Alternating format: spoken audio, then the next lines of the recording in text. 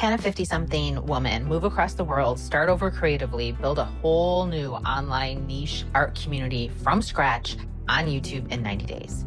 Well, let's find out. So today I'm starting another experiment.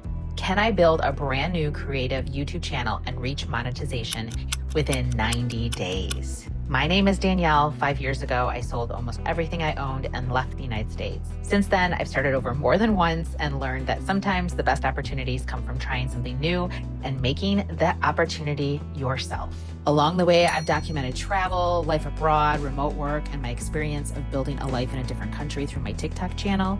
But recently, I've been missing my community I used to have when I was an organizer of a food club in the US. So I decided it was time. I needed to build my community for artists that don't call themselves artists. That's where Little Collage Club comes in.